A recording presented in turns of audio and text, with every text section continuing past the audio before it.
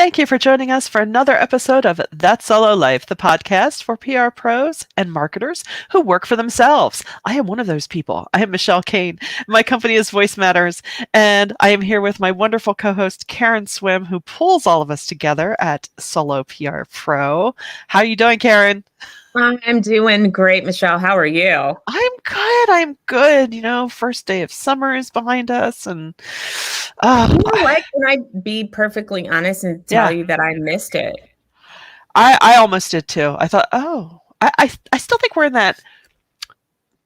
I hate to say pandemic ramp down, but of still kind of like blurring past some of these milestones, and I feel like I have to be more intentional about.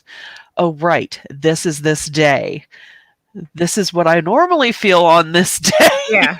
To kind of get some of that back. I actually enjoy celebrating the start of summer, and somebody sent an email, and I just I was like, oh, is that happening soon?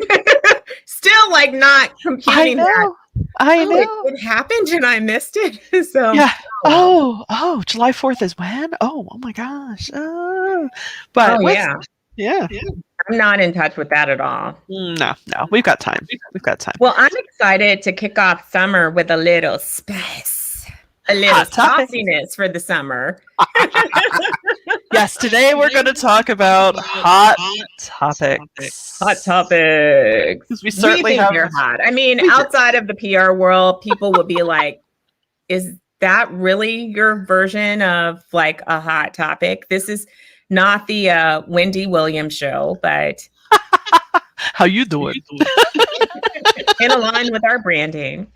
That's right. We have to keep it in our own little nerdosphere. Yeah. So yeah, we're going to kick this off with Blade. Not was that a Wesley Snipes movie? Anyway, I don't know. It is. Right? Well, not that, but the Uber for helicopters that invented a fake spokesperson that they used for 3 years. And gee, how unethical is that? That's amazing. Yeah. So if you guys have not read this story, it was in Business Insider. And if you don't have a subscription, we will share a link in our show notes that is a public link. And I believe the story came out on Monday, and it swept through the PR world because it's absolutely horrifying. Yeah. And this is the kind of stuff that puts, public relations in a terrible light. So first and foremost, it's completely unethical.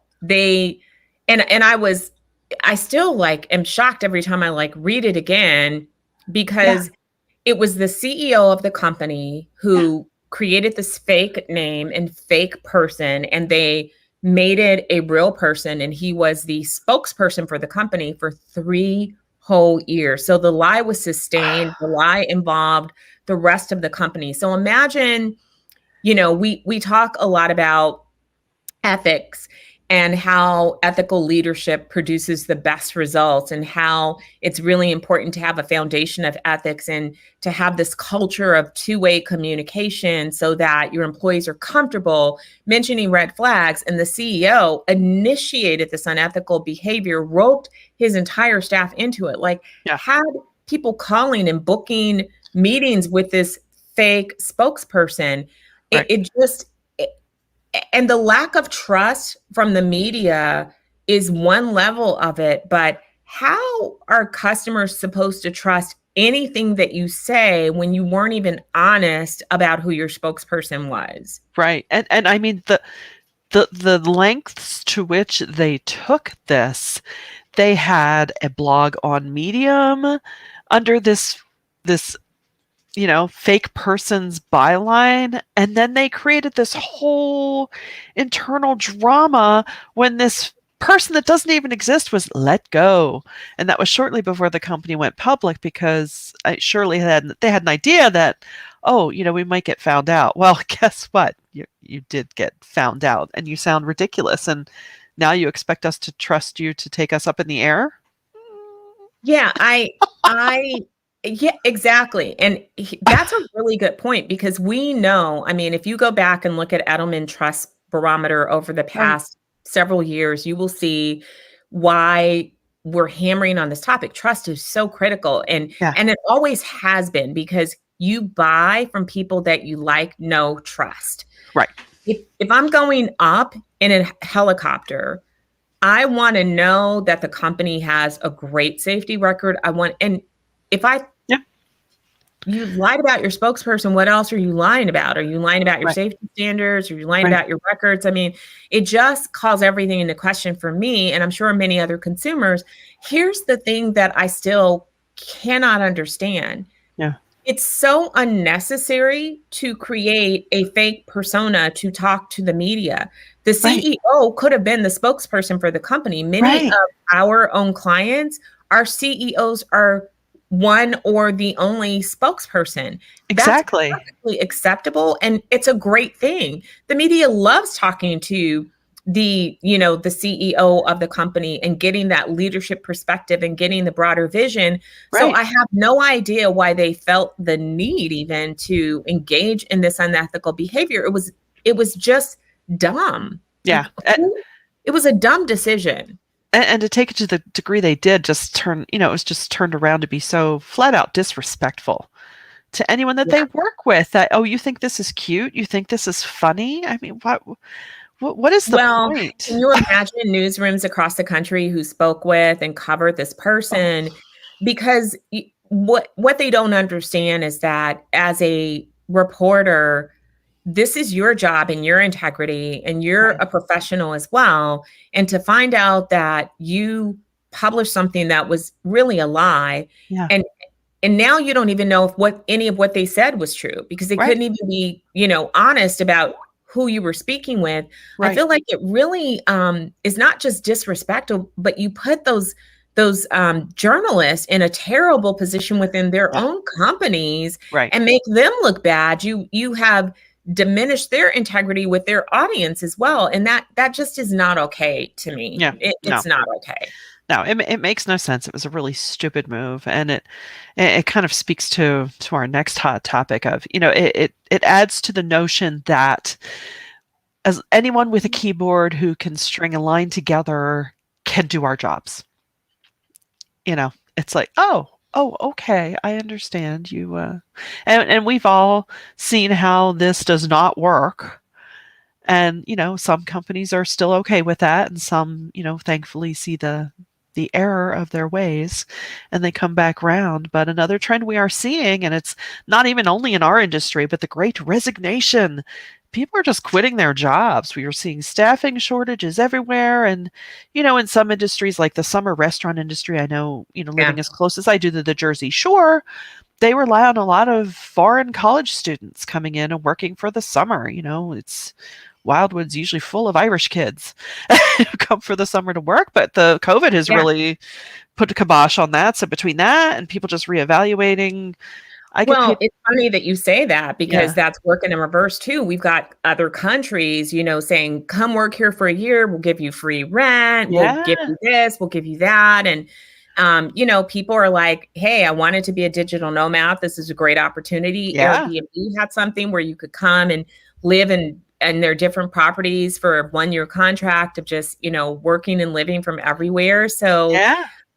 it's an environment that, just like the housing market is a seller's market right now, I feel like Yeah. this is a worker's market. Oh, like I've never seen, I know, in my lifetime, which is kind of exciting. And it's like, whoa, let's see where this goes. I've seen, restaurant owners at the Jersey Shore have said, please, summer is here, and that means crowds, people are here. And so please know that your dining experience may take 3 hours because we do not have the people.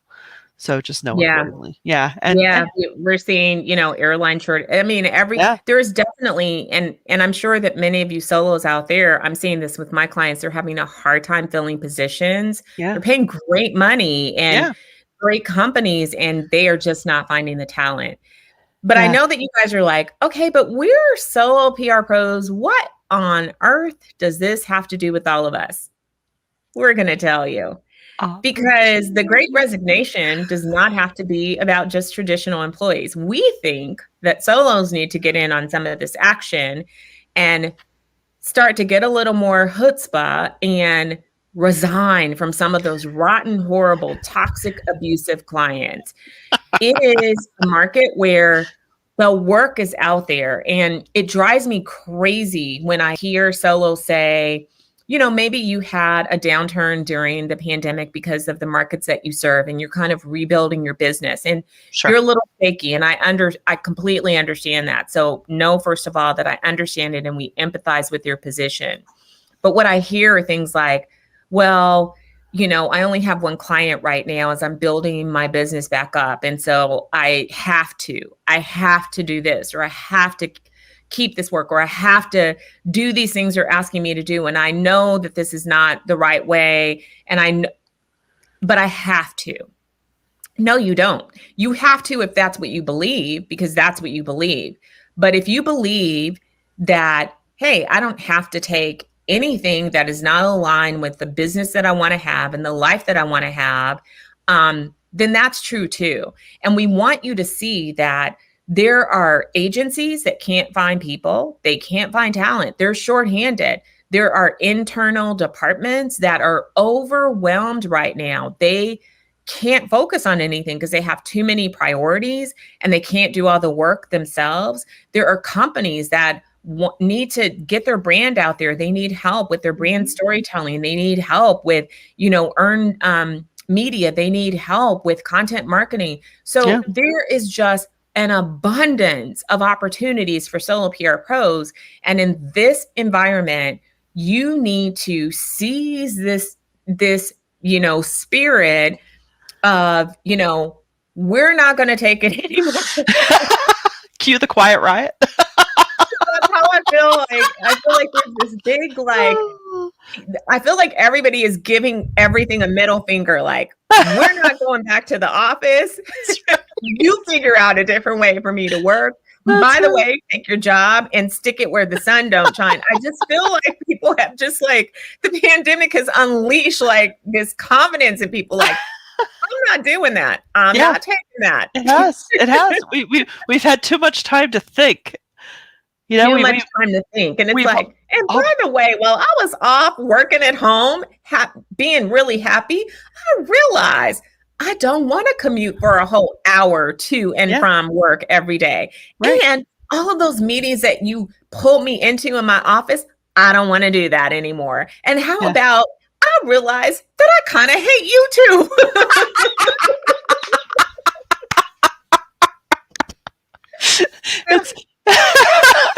Well, first of all, you're giving me marching band bus flashbacks. Now I've got Quiet Riot in my head. But anyway. This is where we need Jennifer Garner. Jennifer Garner, if you're out there and you want to share a clip of our show and put on your band outfit and grab your instrument, we will love you. Bandos unite. Yes. But it's so true. I mean, not only do client relationships have a life cycle, right? I was talking about this with another friend / colleague yesterday. You can feel when either you're starting to pull away or they are, right? You just kind of get weary. Maybe it's just been too long, or it's, you've taken them to a certain level and that, maybe they're not ready for the next, or you're not the one to take them there. There's so much opportunity to be had, and it's as simple. And I'm talking to myself as much as I'm talking to everyone else. Yeah. It's as simple as, the agencies in your area, or hey, we've got Wi-Fi. We can touch base with anybody. Yes. Drop a line. Yeah. Find someone who knows someone. Just put the feelers out. Use LinkedIn. Send an email. Yeah. You don't know if you might be the answer to someone's prayer, going like, oh my gosh, I need to find someone really good who does this. You guys, I promise you, there's so much work out there. There is so much work, but Michelle is right. You have to ask for it. You have to look for it. You cannot sit on the sidelines. And here's the great thing. Our solo audience is in the perfect position to take advantage of this wave of need, because you're experienced. No one has to train you to do your job. You're seasoned professionals. You know strategy. You're not just a one-trick pony. So you have the benefit over maybe people that are limited by job descriptions and the kinds of things that they can do because you have a breadth and depth of knowledge and you understand full public relations. I mean, you have the skill set, the experience. People want you. You Yeah. just have to let them know that you're out there and you're available. And so please do not feel like you have to take less than or you're scrounging for crumbs because there's so much work. So Right. much work. Right. And from the financial perspective, you might think, "Oh, I might not get my rate." Look, listen, it's far more expensive for them to employ you. Once you add the employment tax on top and benefits and this, that, and the other, you come at a bargain even at your full rate. So don't forget that. Please Do don't not forget forget that. that. No. So I think we started with lies, but I think, in the vein of, systems and structures and processes like falling down or we're burning it down.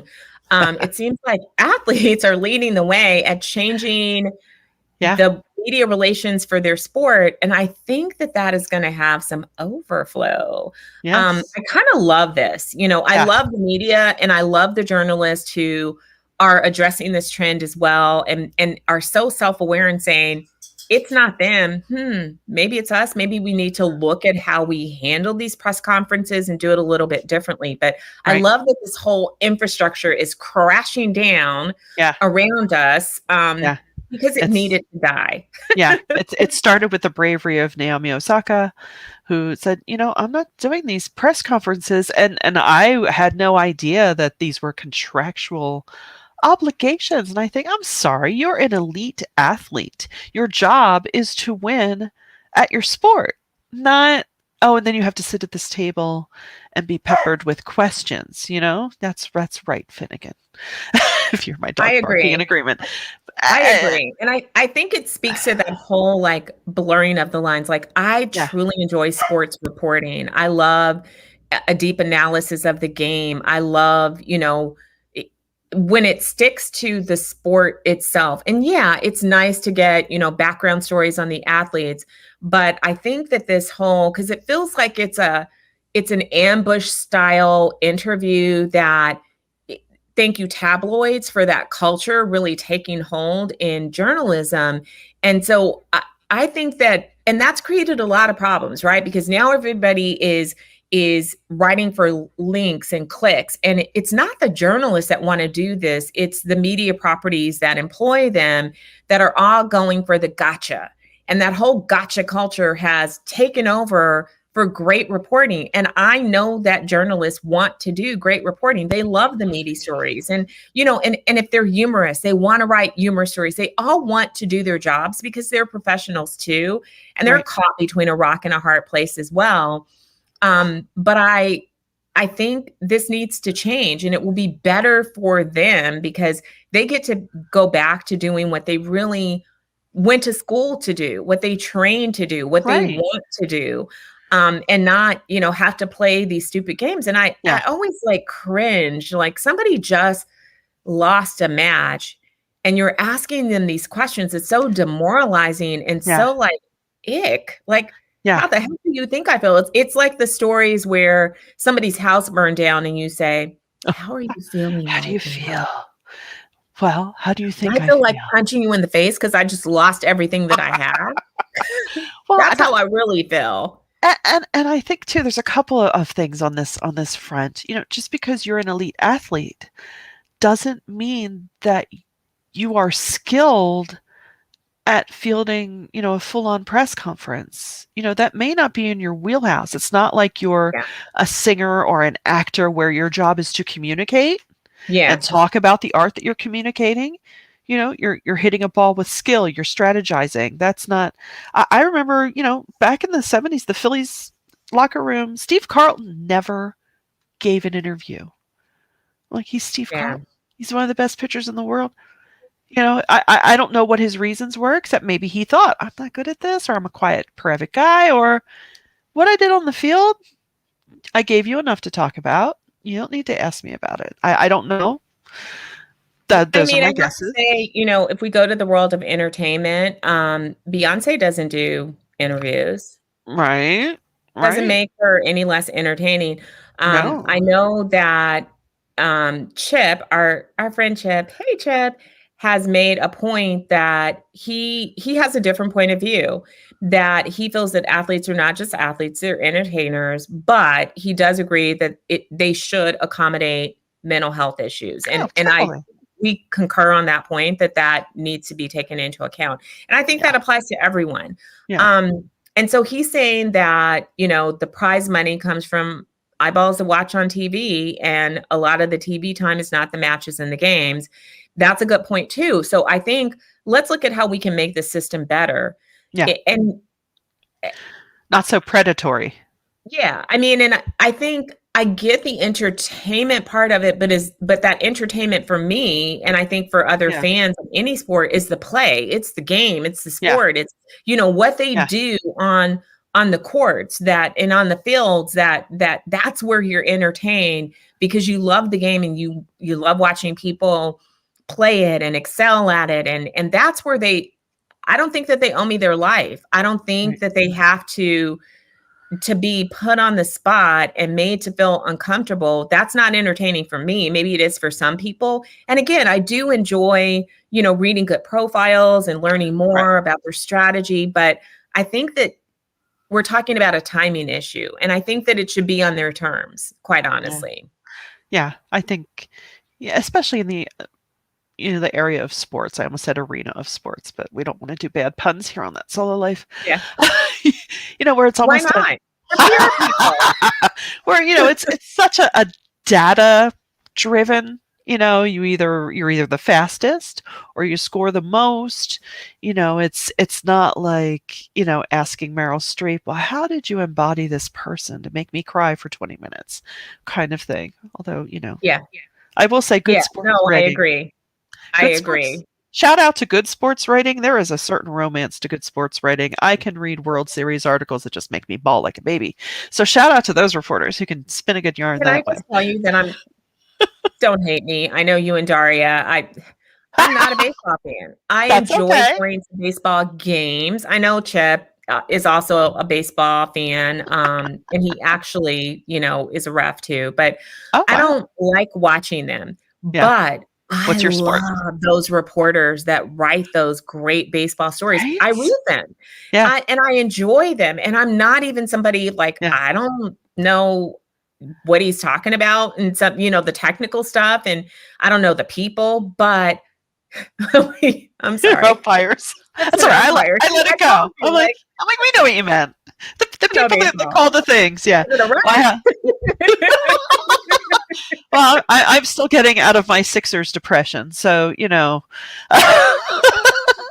I need a Xanax after that last playoff game. Yeah. So have we covered the gamut of everything? I don't know, I you think guys. so. I think we covered, Yeah. some hot topics today. Give you a lot to grab some popcorn and enjoy this. Because it's summer and we wanted to lighten things up a little bit. And it's Yeah. important to talk about these issues and topics as we think about, how we do our work. And I think that all of these really touch on, and yes, they're all media relations centric, but I think there's some lessons to learn there as well in how we manage clients.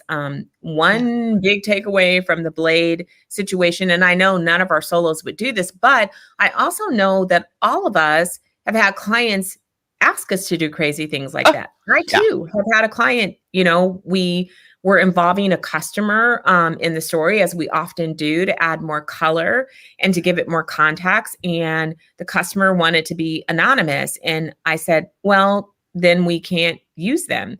Well, can't we make up a name?